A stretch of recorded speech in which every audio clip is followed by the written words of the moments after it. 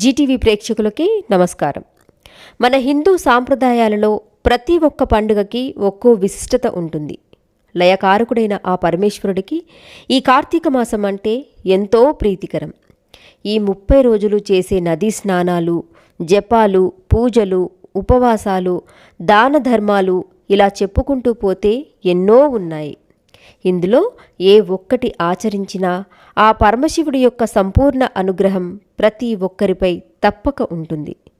కార్తీక మాసంలో ప్రతి నిత్యం ఆచరించవలసిన విధులు. ఈ 12వ రోజు ద్వాదశి. ఈరోజు క్షీరాబ్ది ద్వాదశి అని కూడా అంటారు. ఉసిరి, తులసి మొక్కల దగ్గర దామోదరుని పూజించి దీపారాధన చేయాలి. ఉప్పు, పులుపు, కారం తినరాదు. ఈరోజు స్వయం పాకంతో దక్షిణ తాంబూలం, రాగి, పరిమళ ద్రవ్యాలు దానంగా ఇవ్వాలి. ఈ కార్తీక మాసంలో కార్తీక పురాణాన్ని పఠించినా విన్నా ఎన్నో శుభ ఫలితాలు కలుగుతాయి. అందుకని మనము ఆ కథను విని తరిద్దాం. కార్తీక పురాణం 12వ అధ్యాయం కార్తీక ద్వాదశి విశిష్టత ఇప్పుడు తెలుసుకుందాం. వశిష్ఠుడు, జనక మహారాజా, కార్తీక మాసంలో చేయవలసిన విధులను, వాటి గొప్పతనాలను, ఆరాధనలను, ఉత్సవాలను, దాన ధర్మాలను అత్యంత గొప్పవని వివరించాను. ఈ నెలలో రోజులన్నీ ఒక రోజును మించి మరొక రోజు చాలా గొప్పవి. ఈ మాసంలో సోమ, మంగళవారాలు చక్కటి ఫలితాలను ఇస్తాయి. కార్తీక శని త్రయోదశి మంగళవారాల కంటే మిక్కిలి ఫలప్రదము. శని త్రయోదశి కంటే కార్తీక పౌర్ణమి అత్యంత ఫలదాయకము. కార్తీక పాడ్యమి గొప్పది. పాడ్యమి కంటే గొప్పది ఏకాదశి. కార్తీక ఏకాదశి కంటే ద్వాదశి అనేక రెట్లు అధిక ఫలితాలనిస్తాయి. బహుళ ఏకాదశి రోజున ఉపవాసం ఉండి కార్తీక ద్వాదశి పారాయణం చేయడం వలన అనేక బ్రాహ్మణ సమారాధనలు చేసిన ఫలితాన్ని కలిగిస్తాయి. అంతేకాక గంగానది ఒడ్డున గ్రహణము వచ్చిన రోజు అనేక వేల మంది బ్రాహ్మణులకు సంతర్పణ చేసిన ఫలితం కూడా సిద్ధిస్తుంది. పుణ్యప్రదమైన తిథులలో చేసే సంతర్పణలన్నిటికంటే ద్వాదశి నాడు చేసే సంతర్పణలు ఇచ్చే ఫలితము అనంతము. క్షీరాబ్ది ద్వాదశి శ్రీమన్నారాయణుడు యోగనిద్ర నుండి లేచే రోజు. ఆయనకు అత్యంత ప్రీతిపాత్రమైన రోజు. ఆ రోజు కనీసం ఒక్క బ్రాహ్మణుడికైనా అన్నదానం చేస్తే విష్ణు సాయుధ్యం కలుగుతుంది. ఆ రోజున చేసే ధనదానం సద్ధర్మదానమవుతుంది. ఆ రోజున గోదానం చేస్తే ఆ గోవు శరీరంపై ఎన్ని రోమాలు ఉంటాయో అన్ని సంవత్సరాల కాలం స్వర్గాధిపత్యం లభిస్తుంది. ఆ ద్వాదశి రోజున వస్త్రదానం చేసిన, దీపదానం చేసిన జన్మజన్మాంతరాలలోని పాపాలు నశిస్తాయి. దక్షిణ తాంబూలాలతో కలిపి యజ్ఞోపవీతాన్ని దానం చేస్తే ఇహపర లోకాలలో సుఖాలు లభిస్తాయి. తులసిని గాని సాలగ్రామాన్ని గాని దానం చేస్తే 4 సముద్రముల చేత చుట్టబడిన భూమినంతటినీ దానం చేసిన సత్ఫలితం లభిస్తుంది. రాజర్షి, దీనికి సంబంధించిన ఒక ఇతిహాసాన్ని వినిపిస్తాను. సావధాన మనసుతో విను. పావనమైన గోదావరి నది ఒడ్డున దయాదాక్షిణ్యాలు లేని, యుక్తాయుక్తములను పాటించని కఠినాత్ముడైన ఒక వైశ్యుడు ఉండేవాడు. దురాచారుడైన ఆ వైశ్యుడు పొరుగురులోని ఒక బ్రాహ్మణునకు ధనం అప్పుగా ఇచ్చాడు. చెప్పిన సమయానికి బ్రాహ్మణుడు డబ్బు చెల్లించకపోయాడు. ఈ వైశ్యుడు అతడి వద్దకు వెళ్ళి ధనము ఇమ్మని నిర్బంధ పెట్టాడు. ఆ బ్రాహ్మణుడు మరికొంతకాలం గడువు ఇవ్వమని అడిగాడు. అప్పు తీర్చనివాడు కల్పాంతం వరకు నరకంలో పడి కొట్టుకుంటాడు కనుక జంతువుగానైనా పుట్టి నీ అప్పు తీరుస్తానన్నాడు.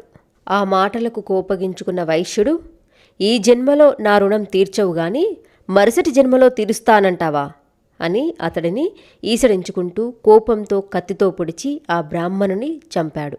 కానీ జరిగిన దానికి తనను రాజభటులు పట్టుకుంటారేమోనని భయపడి తన ఊరికి పారిపోయాడు. కాలం గడిచిపోతుంది. ఆయుర్దాయం తీరిపోయి మరణించాడు వైశ్యుడు.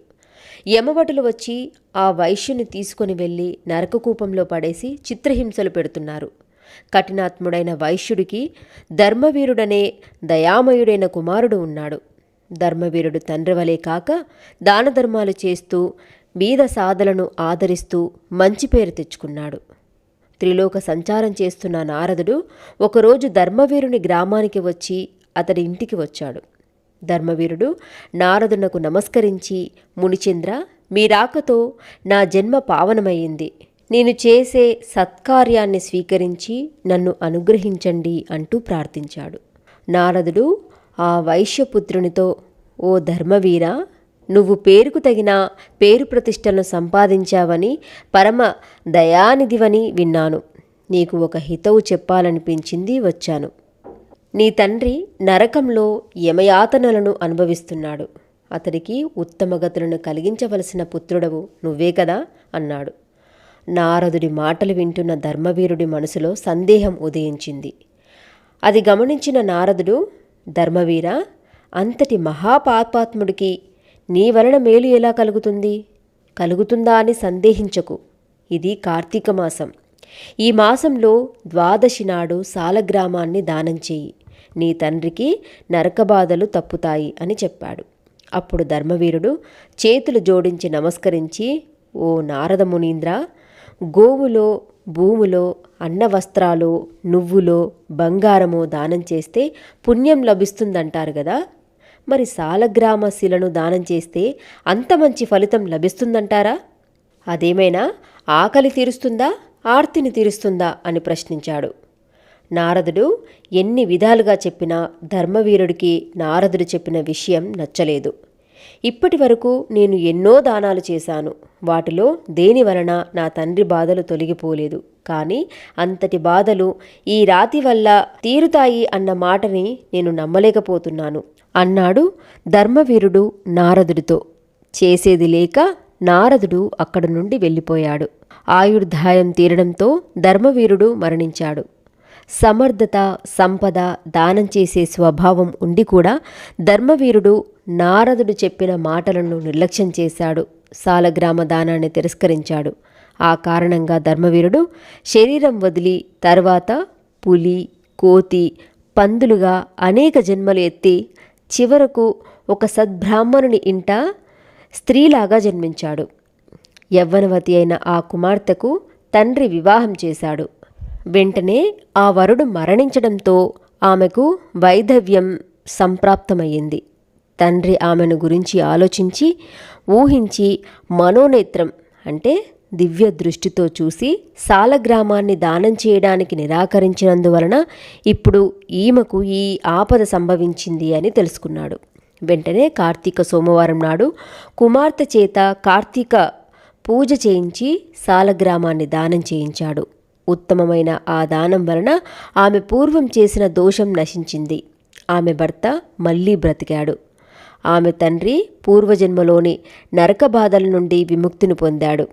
ఆ తర్వాత ధర్మవీరుడు ఒక సద్బ్రాహ్మణుడి ఇంట కుమారుడై పుట్టాడు.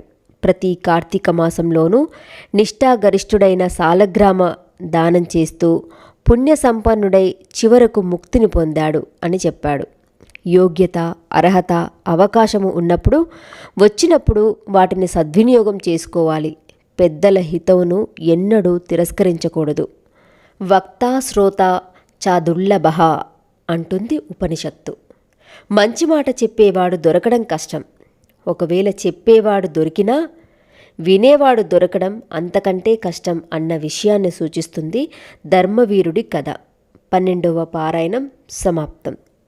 ఈ వీడియో కనుక మీకు నచ్చినట్లయితే లైక్ చేయండి, షేర్ చేయండి. మరిన్ని ఆధ్యాత్మిక విషయాల కోసం మా ఛానల్ని సబ్స్క్రైబ్ చేయడం మర్చిపోకండి. సర్వే జనా సుఖినో భవంతు.